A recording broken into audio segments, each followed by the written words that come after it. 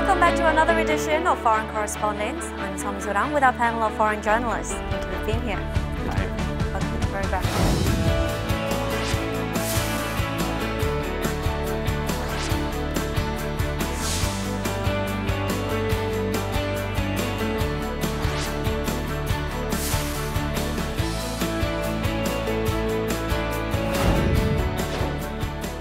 Now, North Korea has begun taking steps to shut down its nuclear program and said that it will dismantle the Punggye-ri nuclear test ground between May 23rd and 25th in the presence of local and international media.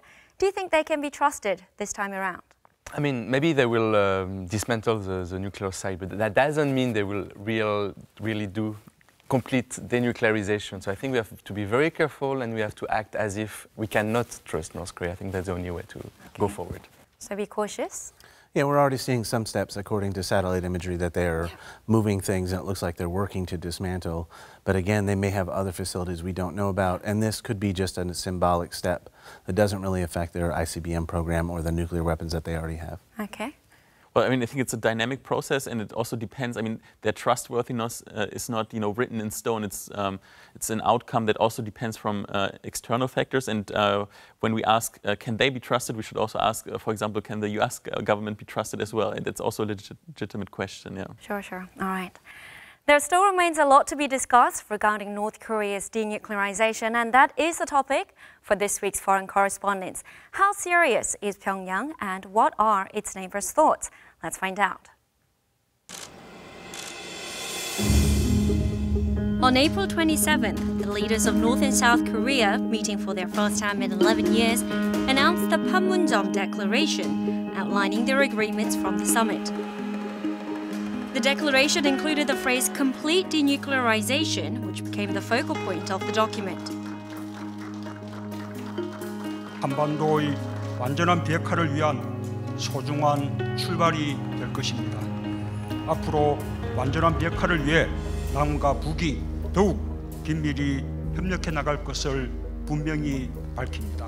이미 채택된 북남 선언들과 모든 합의들을 철저히 이행해 나가는 것으로 관계 개선과 발전의 전환적 국면을 열어나가기로 하였습니다. As a first step, North Korea decided to shut down its nuclear testing facility in Punggye-ri.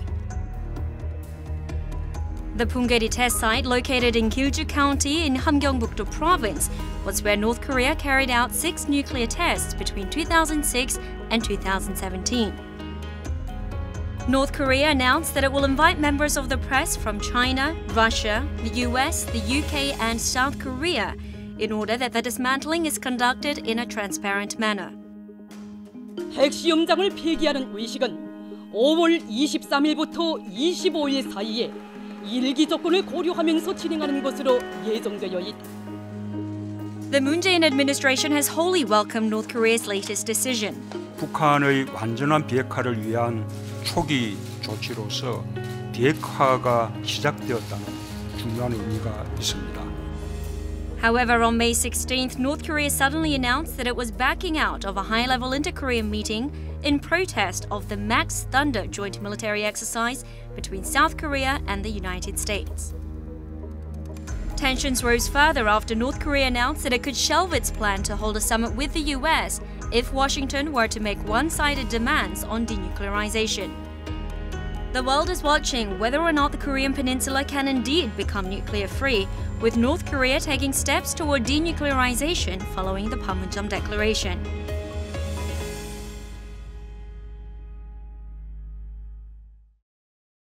So what were the focus of your stories regarding North Korea's denuclearization in recent weeks? I mean, basically, I just almost every day now file stories about all the steps, all the declaration, everything we are seeing, what's happening. And actually, recently we heard some report that France might be, maybe with all, you have to be very careful, but the US may have asked France to receive some North Korean nukes to verify them and dismantle them. So that's another layer of interest for us. Oh, okay. And has that been your focus as well? Yeah, right. That was my recent story, and for me it was almost on a daily basis as well. And I think it's interesting to see, like, North Korea now trying or threatening to cancel the summit. But I mean, we will talk about that later if that's actually the case or not. Yeah. Right. Okay, so if we go forward with denuclearization, would your country's media be following very closely that process? I think so. My country, the United States, would be following that issue number one. That's the number one threat that they feel that in the ICBM program. What they worry about is, can North Korea strike the U.S. mainland with a nuclear weapon? And that's why you see a lot of the tough line rhetoric coming out of Washington, because that's their main focus as well. Now, there seems to be an ongoing debate about what exactly constitutes denuclearization. So what's your interpretation in the North Korean context? I mean, the UN resolution states that the denuclearization should be complete, verifiable, and irreversible. And that's kind of unrealistic, because especially the point irreversible, it's actually impossible, because North Korea already has the know-how. Some people guess that over 10,000 nuclear experts are in the country. So, I mean, how can they not get back to this nuclear program if they actually want to? So it's really complicated. Right. What's your understanding? Yeah, I agree with Fabien. I think when you have so many nuclear scientists in North Korea, you cannot kill them, you cannot send them away.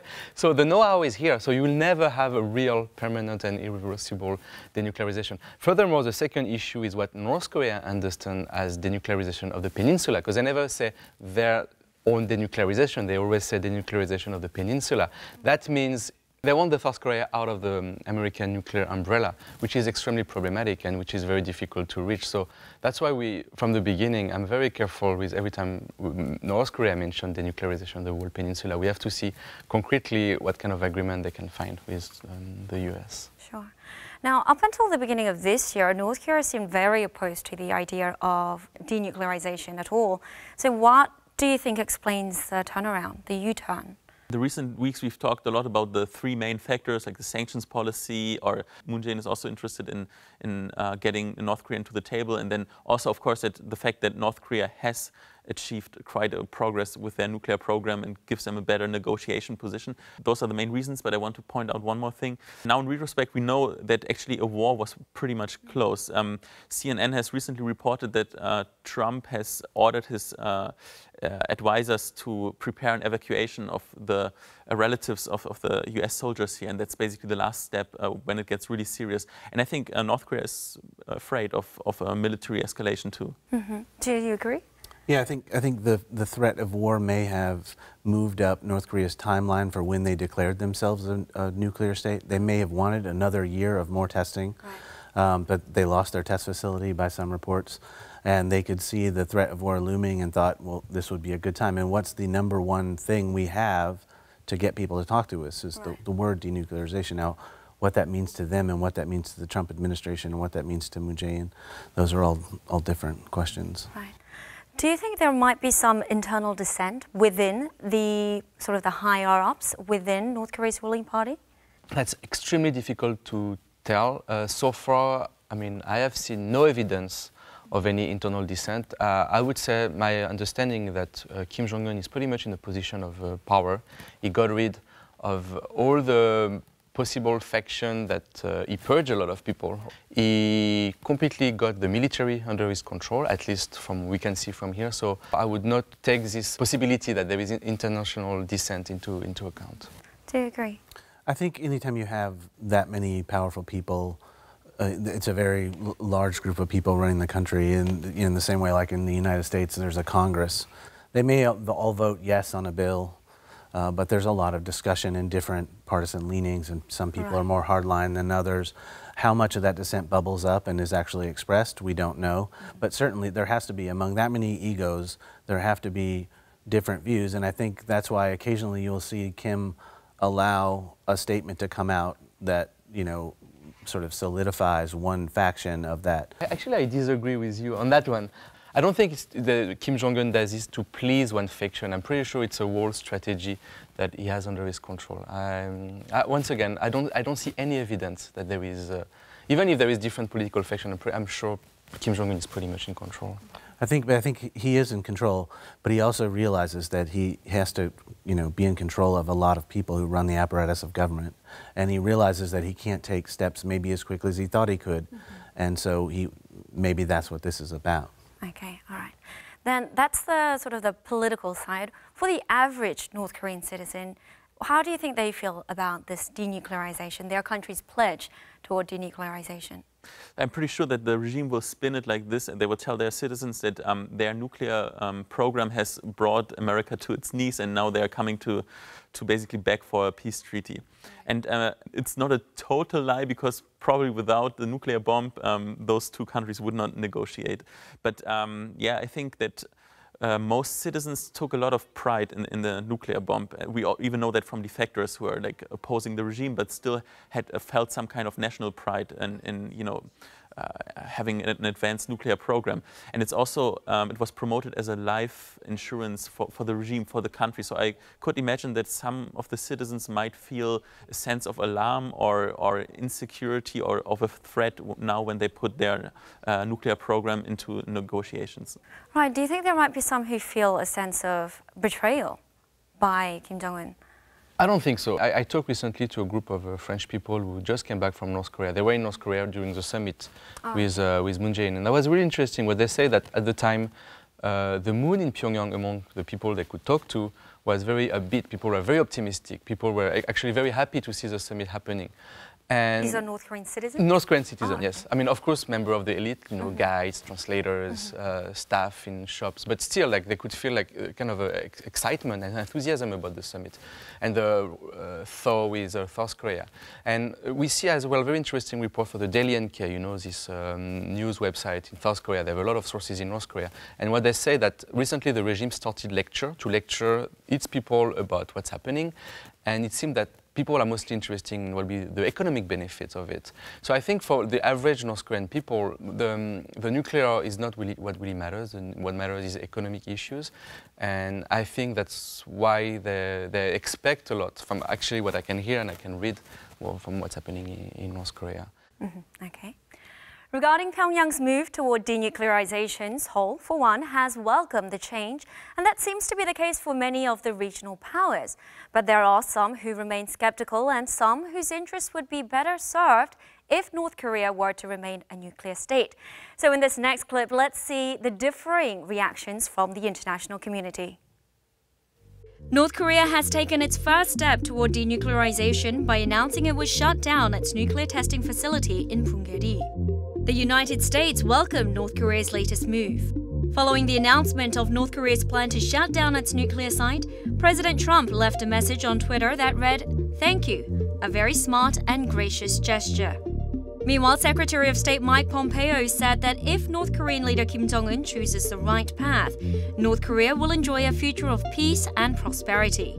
If North Korea takes bold action to quickly denuclearize, the United States is prepared to work with North Korea to achieve prosperity on the par with our South Korean friends. But this was just one part of Washington's carrot and stick approach, with White House National Security Advisor John Bolton reminding North Korea that sanctions will only be relieved after Pyongyang has completely dismantled all of its nuclear weapons, fissile material, and ballistic missiles. Meanwhile, Japan is still looking for its role in the ongoing discussions over North Korea's denuclearization. Pyongyang-Tokyo relations still appear to be strained, with Japan being the only neighboring country that was excluded by North Korea when it invited journalists from abroad to observe the dismantling of its Punggye-ri test site. Over in China, Beijing's foreign ministry expressed its support for North Korea's efforts following Pyongyang's announcement to shut down its nuclear testing facility. Despite the general optimism, there are also concerns being displayed by the foreign media. Newsweek published satellite images of North Korea's Punggye-ri nuclear test site, saying North Korean leader Kim Jong-un has demonstrated a strong willingness to lay down the country's nuclear arms. On the other hand, Hong Kong's South China Morning Post expressed doubts that North Korea will completely give up its nuclear program, considering the amount of resources that have already been invested. And according to The Diplomat, citing intelligence officials, even if the Punggye-ri nuclear test site were to be shut down, it may be possible to restore the facility within several months or even weeks. In this week's edition of Foreign Correspondents, we sit down with a panel of journalists to discuss North Korea's denuclearization in more detail.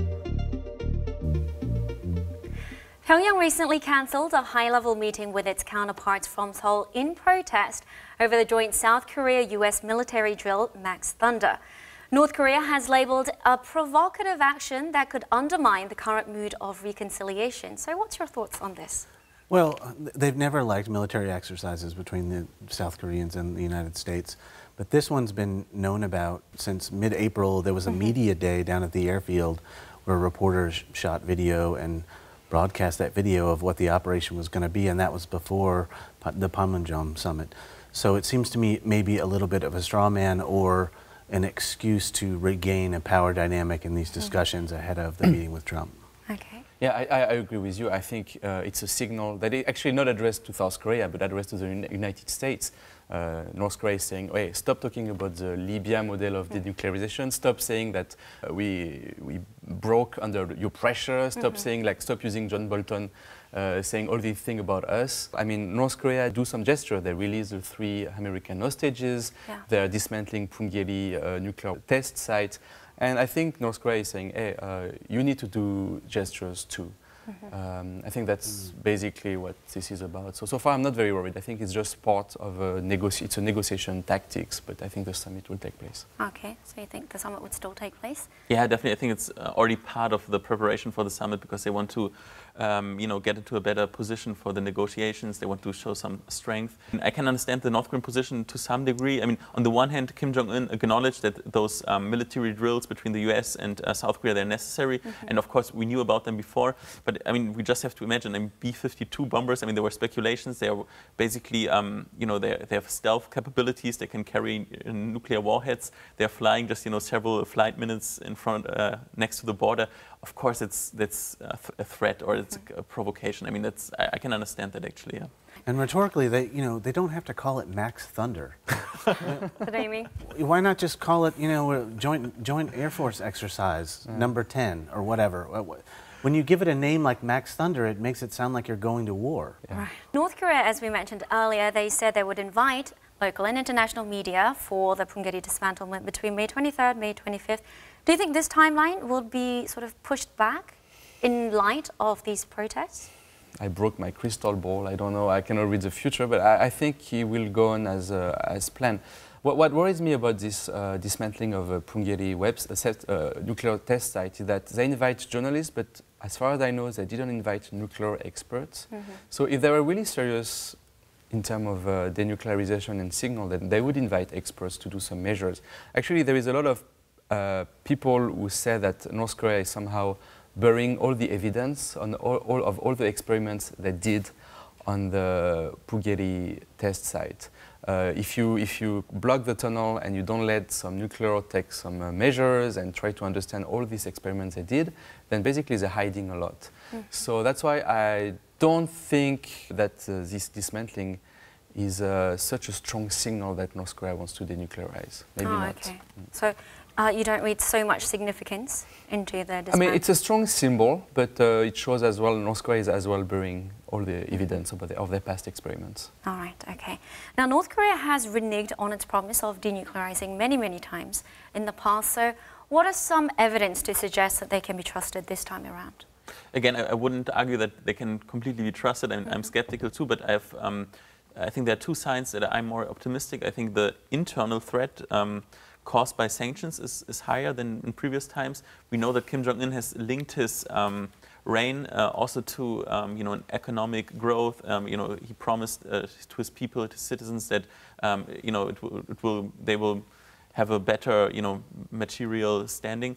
And if that doesn't happen, and then his legitimacy is also in danger. And secondly, the external threat is also bigger by Trump also seriously thinking about a military strike. So I think those 2 factors will basically push North Korea to if they don't mean it serious, then of course they are in danger. Okay. I would like to quote, with Fabian, last week we visited, the fake Panmunjom.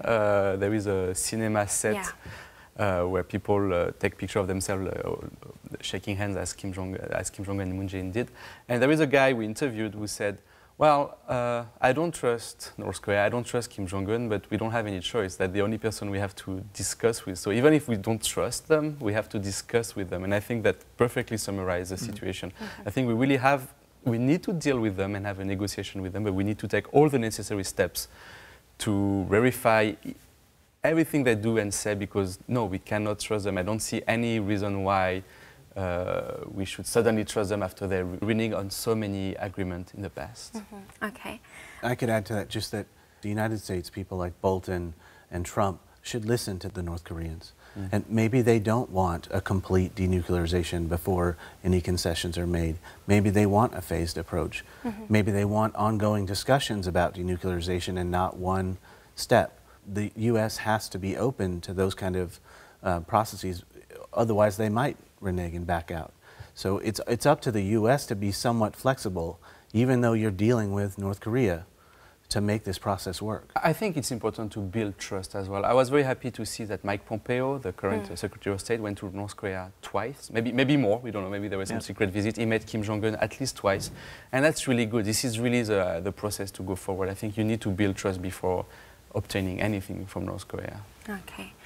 Now, North Korea has a lot to gain if they faithfully continue down the track of denuclearization. How do you think Washington and Beijing might reward such actions?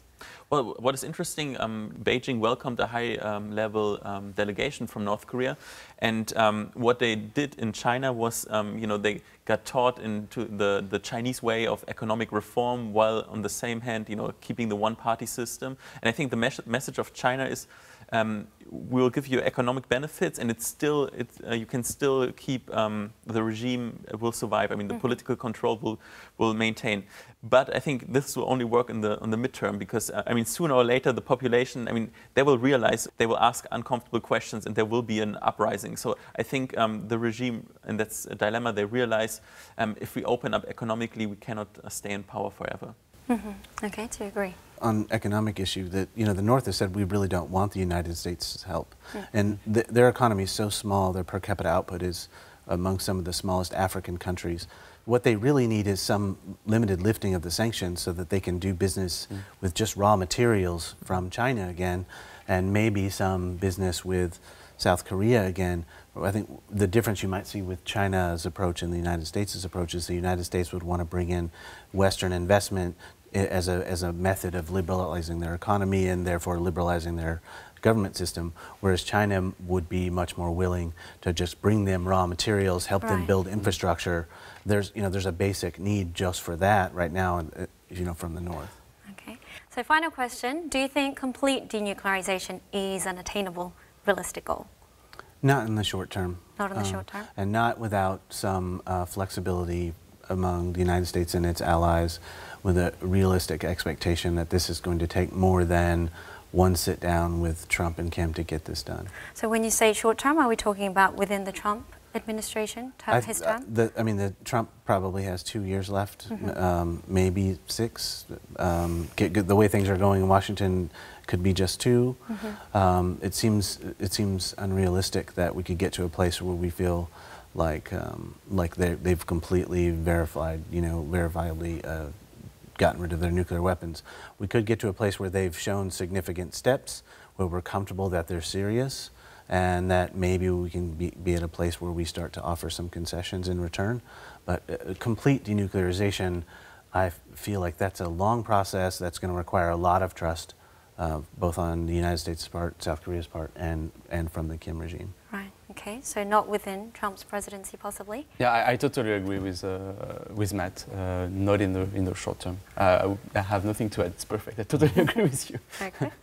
Well, actually, I hope it will go fast, because Trump is really interested in getting that deal, and also I think the sanctions might break the North Korean economy sooner as we think, unless China keeps their promise not to send oil. But so I think North Korea is also under pressure. I hope that at least the next year or so the most important steps will be done, and then of course we cannot define complete denuclearization. It's not an easy definition, so of course this will take a lot of time, but I think the first big steps should be done really fast. All right. Okay. Thank you for joining us, and thank you for sharing your thoughts. All right. The road toward denuclearization is definitely not an easy one. While the process may be slow and have setbacks at times, it is still our hope that we will not give up our path toward eventual peace. That's all the time we have for today. Thank you for tuning in, and goodbye.